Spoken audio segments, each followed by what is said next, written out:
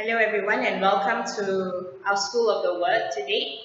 Welcome back to this weekly school where we come together to learn, to listen to His Word. A school where we come to experience faith as a person, faith as an event, not only 1 hour on our weekly schedule, but an event that marks our week, that event that marks our lives, that orients us and that keeps us connected to our source of love, and to learn to look forward through His lens. Now, we have been deepening on the truth of faith of God, our Father, right? God the Father. And through these past few weeks, we have been looking at the different images we have of Him, how He looks at us, how He loves us, His personal treatment towards each one of us, how He is loving. And so, as I was preparing for this session today, I was thinking, we have been deepening for so many weeks, but how have we changed? How has our relationship with Him transformed in any way? How has the journey coming to know God the Father in a deeper way been for you? What are the things that you share with Him in your conversations? Or are we just going through the motion week after week and just coming to listen, to feel good for 1 hour and that's it? No? It really took me time, years, to come to know who the Father is for me. And I've come to a point where I call Him Papa, someone who's very dear to me. And it is only now that I also see how He has been shaping me through my years as a missionary, through my years as growing to be His child, growing to be His beloved child. And now I've come to acknowledge that I am. I am a redeemed child of His. No? How He has been giving me the freedom to choose the path in my life. The ups and downs, He has been there with me. And how He is guiding me to where I am today. Even in this time of difficulty, He reminded me last week, in last week's prayer, He reminded me how He walked with me through the wilderness, and I really lacked nothing. His reassurance to me that He will take care of the people I carry in my heart, my family, my friends, my loved ones, and that He will bless the work of my hands when I sincerely take care of the responsibilities and the task that He has entrusted to me. No, not because God the Father is a slave driver and He wants us to work, but because in this path of work, in this path of life, He is bringing us back to Him, bringing us back to our place of origin. My life comes from love. God the Father is love. His love is my origin. Now in Isaiah 43 verse 1, it says, "But now thus says the Lord that created you, O Jacob, and He that formed you, O Israel. Fear not, for I have redeemed you. I have called you by name, you are mine." Now I invite you to read this passage slowly and to replace the names Jacob and Israel with your own name. You know, when I was praying with this, I really felt that Papa was saying to me, I who created you, Pris, I who formed you, Mylene, my beautiful child, do not be afraid. Fear not, for I have redeemed you. I have called you by your name, and you are mine. Savor this moment. Experience the connection and relationship with Him. A connection with God not only based on feelings, but an act of faith, a maturing relationship. Why? Because it is only in a mature relationship that opens us up to this transformative love. A love that shows us the path back to Him, to our identity as a mature and redeemed child of God. Before, for me, I felt like redemption and salvation, it's something very old-fashioned, something I couldn't really relate or understand. But this year, when I went for my month retreat, I really experienced what it is, what it means to live as a redeemed child. God has redeemed us now and forever, and nothing can change that identity. His redeeming love that marks our life. You and I are redeemed. You and I are redeemed. And His redemptive love that makes all things new. His love that restores and opens us up to new horizons and a hopeful future. No, come what may, His love will never change. He loved me, He loves me, and He will always love me. We'll tell ourselves that God's love will never change for me. He loves you. He loves me today, yesterday, and tomorrow. Can you imagine the constancy, the security of His redeeming love? How that experience changes and marks our life as a person.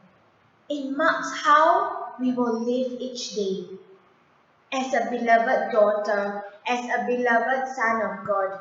No matter our age, no matter how young, how old, how long I've been a Christian or Catholic, no matter how many teeth have fallen off, whether we have dentures, no matter the number of gray hair, God remains the same.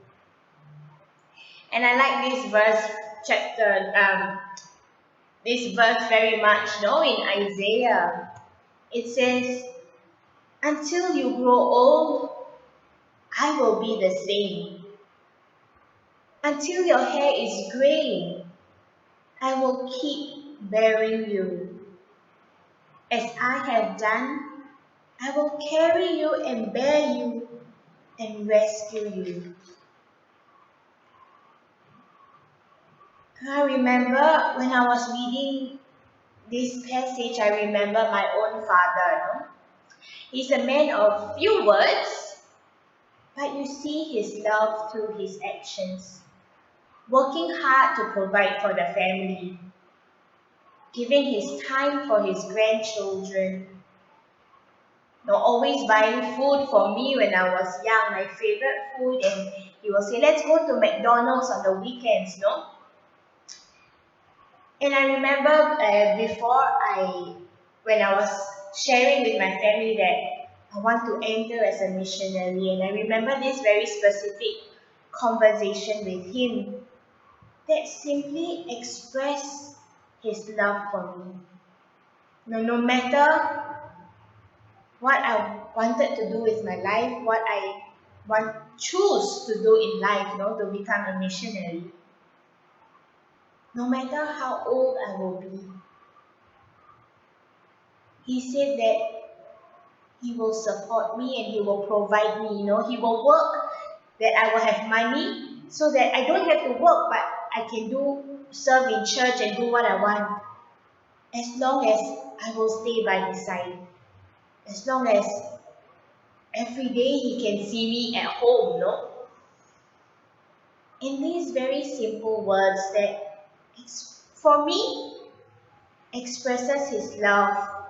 It's my first time to hear that in my life.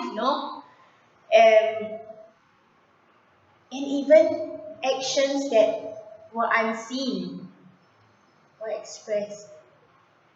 And he shared with me how every night when he comes home and I am asleep, he would enter my room to see that I am there, that I am safe and secure at home. I didn't expect that. And the same goes for God our Father. He will support us. He will carry us and walk with us now and forever. Because his love is faithful till the end. And he will always be. And this gave me so much peace and security that he promises to walk with us. He promises to carry us. How then can we fully embrace and grasp the Father's love for us? No? God reveals himself through his word, right? Something that we all know. And the word is Jesus. And so today we also can look to Jesus and ask to see how Jesus receives love from the Father that gave him strength to walk on in the future of his life. No? Jesus is not shy to ask for affection from the Father because he knows that the Father will give it to him, that the love that he needs, the affection that he needs to help him to have that assurance that God the Father will walk with him. Because Jesus knows just how deep, how wide, and how vast the Father's love is for him. And when there is love and trust, there is dialogue. Dialogue that opens up new paths. A dialogue that brings light to guide our way. In Mark chapter 14, verse 36, is the passage where we see Jesus in Gethsemane. Jesus knew his hour is coming. And apart from being with his friends, he needed to be with the Father. In times of fear and anguish, he calls out, Abba, Father. Jesus is not afraid to show his weakness because he knows the Father loves him no matter what. He is unafraid to bargain with the Father. When Jesus said, for you everything is possible. Please take this cup of suffering away from me. And oftentimes we are overcome by fear. We become paralyzed internally and externally. Fear that causes us to regress in our growth as a person. in the human and the spiritual aspect that manifests itself in many different forms. Now, fear is not just fear, but it is expressed, manifested in different ways. It could be avoidance, it could be procrastination, or simply laugh about it, we joke about things. Fear that crumbles down our self-esteem and our worth. Or it inflates it so much that we do not touch reality. But perfect love drives out all fear. In the letter of 1 John chapter 4 verse 18, there is no fear in love, but perfect love drives out fear, because fear has to do with punishment. The one who fears is not made in perfect love. Fear has to do with punishment. And this is something I just noticed in this verse, no? Papa is not punishing us. He does not want us to live in fear because we come from love, right? He loves us so much that He sent Jesus to show us His love, to show us how to receive His love and to trust, to be open in our vulnerability, in our times of weakness, in times where we feel limited, to trust in His love. He is a God who loves. God the Father is love. Now, I invite you today to stay with Jesus in Gethsemane, in His vulnerability, sharing with Abba, Daddy, Papa, sharing His fears, His anguish, His emotions, and place yourself there. What was Jesus experiencing of the Father's love? And experience it for yourself. A love that drives out all fear. A love that made Him say, "But let it be as you, not I would have it." And for me, Jesus experienced a love that gave Him strength, conviction, and determination that the Father promises to walk and to carry the cross of life with Him. A love that gives Him the freedom to choose. And Jesus shows us what it means to live as a mature son and daughter who feels and understands, who connects with the desire and the self-giving of God the Father, of Papa. A love that redeems us from our fears, from what paralyzes our lives, because He wants to redeem us. And He has redeemed us, if only we trust in that redeeming love of His. Today and tomorrow and forever.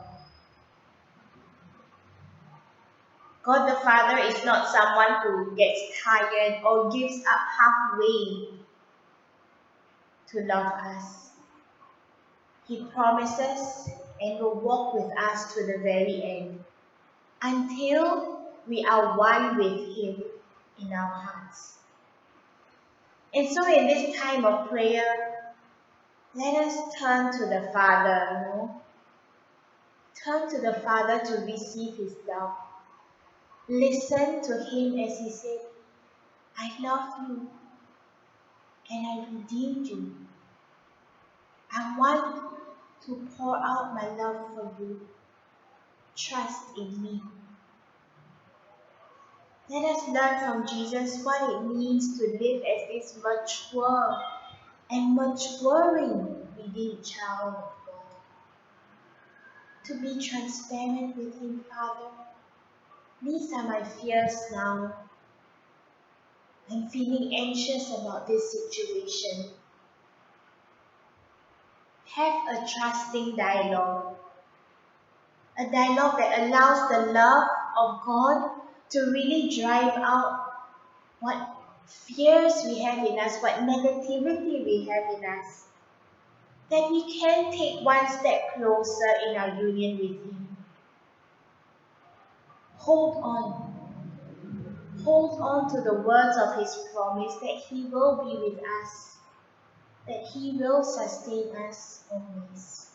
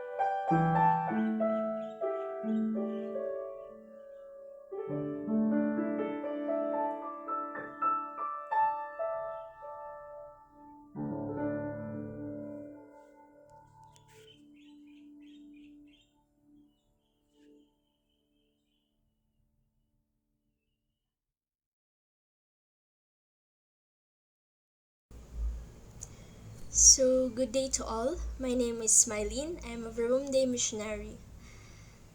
Do not be afraid is mentioned a lot of times in the Bible, and in our passage for today, it was also mentioned. When I visited my family in this time of pandemic, this was the mantra I kept in my mind and in my heart. All those times of traveling, waiting, fears of contracting the virus along the way, the quarantine status changing, all those kept ringing in my head. By the way, for those who don't know, my hometown is in Cebu. Ever since before, I always acted as a rescuer or strong one in tough times, or because it is needed, and most especially now in this pandemic and in all the different situations that we experience in life in this time. But God the Father reminded me in many moments of my prayer what I was able to witness back home during my visit, that He is a God who assures us of His love forever. I've witnessed ever since how He provides for my parents way back until now in their 70s, in their senior years, through their love for one another, the love of the people around them, our neighbors, and the love of my brothers in different ways. Not always perfect, but to find that love of the Father is always present, always constant, and always faithful in their lives. Recently, I was able to be there in one moment that they were sick, which was challenging since it was timely that cases were rising that time. And my brother was not able to visit because of the risk too for his family. That was a moment for me to allow myself to be embraced by God the Father, to know what is the best for them, and to ask daily how to do it in the midst of challenges. It was at that very moment that God gave me the courage to do so and be present for them in their needs until they are healed and are okay. The fruit deep within me was peace, at the deepest core of my heart, and in the midst of some tension and fear that is very unavoidable popping up around. And that was the assurance in that present moment when I was there, but more so in the days to come. Through this experience, God reminded me the same also in my life, that to live as a redeemed child of God is to be a mature person, to take responsibilities in life, and yet always, like a child, humble and trusting enough to come back to the Father, to allow that He be the one to embrace until my old age, and in whatever changes life and the world brings me, He will be the same forever. I can trust my future in Him because His love will never change.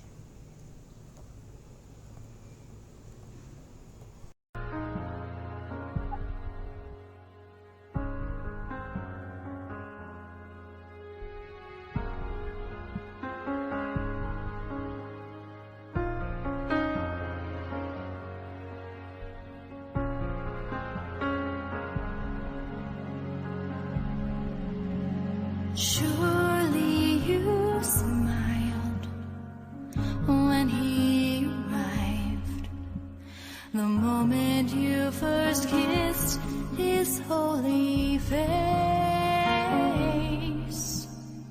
Surely you wept at His first steps, knowing He would walk His own road one day.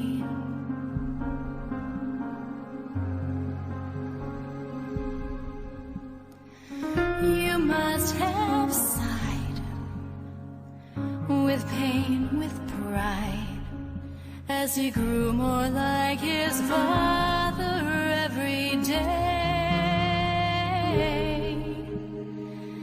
And when He'd grown, oh, you let go, for you understood the reason that He came. Beautiful mother,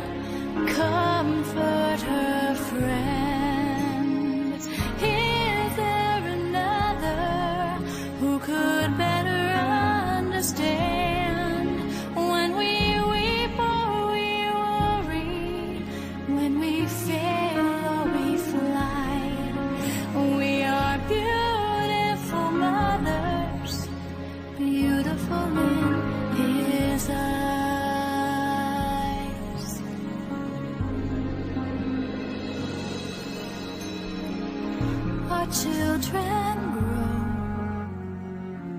As each day goes, we catch glimpses of ourselves in all they are.